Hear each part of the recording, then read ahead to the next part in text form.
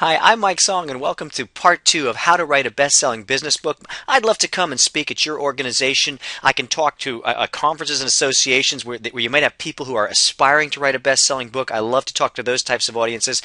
But the bulk of what I do is talking about productivity, helping people get more done by managing their email so that it doesn't manage them. Think of a workshop with tons of tech tips, really great strategies for reducing email overload and writing extremely effective email. But let's focus on how you can write your best-selling book.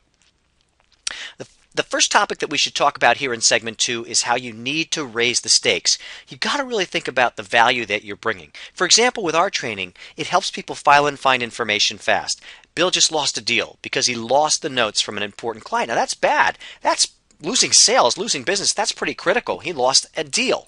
That's not a good thing. But let's raise the stakes a little.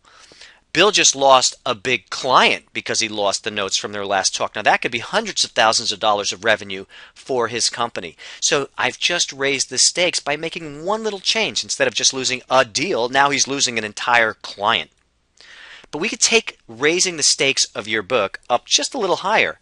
Bill lost his job because once again he couldn't keep track of that critical information. He lost a critical legal document and he got in trouble, and so he lost his job. Now we've raised the stakes even more. A person actually could lose their job. So think about what you do and the value that you bring, and what is the biggest impact it could have, or the worst thing that could happen, the best or worst case scenario, and try to really think it through in terms of that, constructing that drama, that emotion into your book.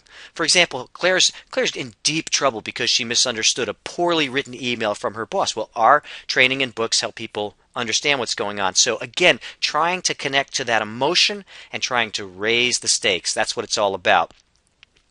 Now, at this moment, you might be a little tense, a little bit nervous. There's a lot of talk about some of the tough things that are going on in the publishing industry. Oh, there's paper books are going down. We're seeing more digital books. What does it all mean? What's the basic thing? Well, I think, my personal opinion is, it's mostly good news for aspiring authors. And here's a few reasons why. While it is tough, it's not easy to get your book out there, self-publishing is an easy alternative. So where in the past we had to worry about, will I ever get someone to publish this book? Now we know we have a fallback plan, and that's a good thing to have in any situation. You can publish it yourself, but I want you to apply many of the principles and filters that a publisher will put on a book. And by doing so, you could take the wisdom of what publishers have. And we have this great publisher, Berrett Kohler, Berrettkohler, Berrett Kohler. They're our publisher, and they're phenomenally talented. They do a lot of Ken Blanchard's books and so on. But self-publishing is a viable option if you can't get your book published. Now, there's this digital distribution going on. So you can self-publish, get your book out on Amazon, and millions of people can access that book. And they can Google it and find it on Amazon. And all of a sudden, you can reach a much broader market than you used to, where you physically had to go and speak everywhere on the planet to get heard. Gaining expertise has never been easier. You can Google so much information. You could be talking to experts and emailing back and forth with them just by maybe checking out their blog. You can become an expert at almost anything these days if you apply yourself for even just a week or two. And if you do that really focused, get really great at that, that'll pay off for you for the rest of your career. So remember, maybe you don't have a whole bunch of stuff on your resume. It's okay. You do need to build it by getting out there and finding some other experts and learning from them. And maybe buy some of their books. And the biggest success factor of all now today in getting a book out there and getting it moving is motivation. Motivation. And guess what, folks? Motivation is free.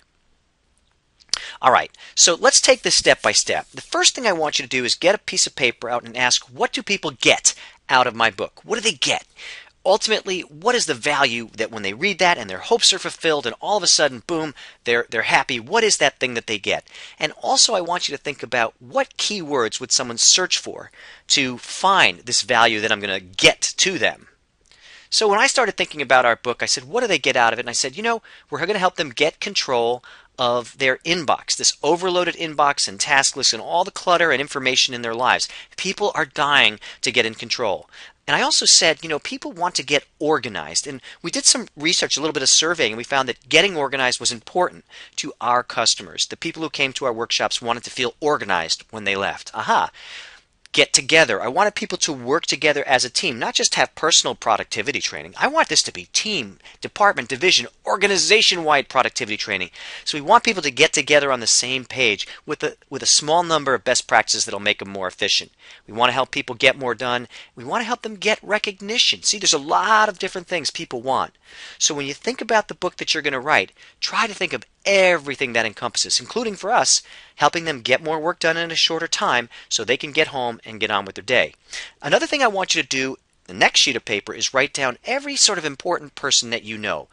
People who might be tied to the publishing industry, and you better put my name on that list because now you know someone in the industry, but also anyone who's really bright, anyone who's really a cool person that might help you out, anybody who has a corporate job or an organization job in the field of area that you're writing your book about.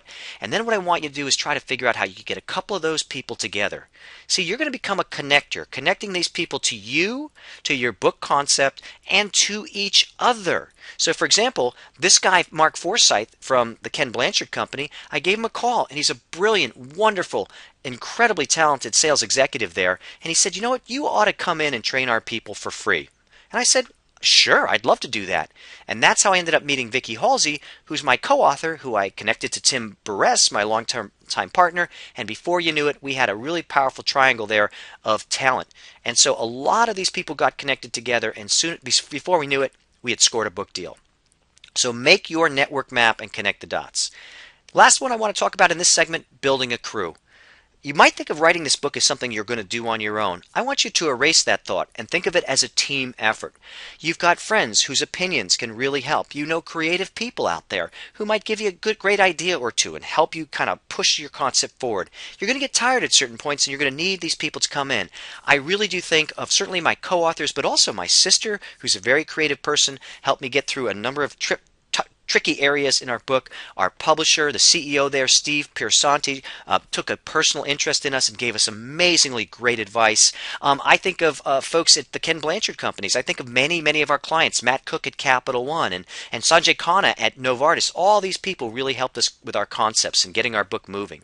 So I think of Vicki and Tim, my co-authors, and I think of people like, oh gosh, other people who just championed what we were doing the moment we saw them. And other people who said, I'll be a guinea pig. I'll try some of your concepts out.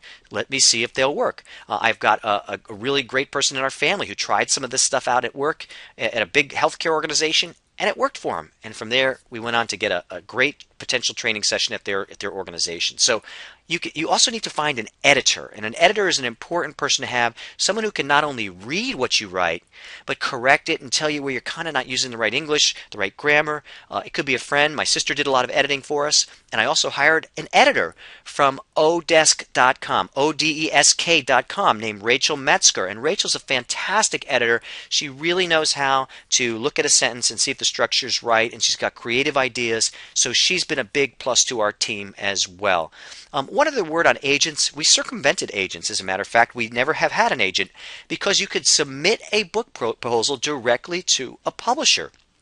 So agents are great. If you can get one, fantastic. But if you don't have one, don't fret. Don't spend a lot of time looking for an agent.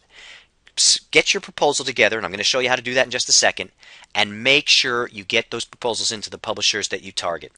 Find some people to do a read-through and tell you if it hits them or not. Is it really exciting and fun book to read? And find a few skeptics, people who like to say, this stinks. Those people are actually really great to run your book by because they'll tell you the truth. And sometimes the truth is incredibly important. Well, I just quickly wanted to mention to you that our website, getcontrol.net, is a fantastic resource, and it's a great way to get in touch with me. You can reach me via our 888 number, and you can also get in touch with me via email here at the contact page. And this is also a great place where if you want to find out about our team training, you can come here and we'd be happy to help you out. All right, that's the end of segment 2. Stay tuned for segment 3, where we'll get even deeper into the key success steps that you need to take to write your best-selling book.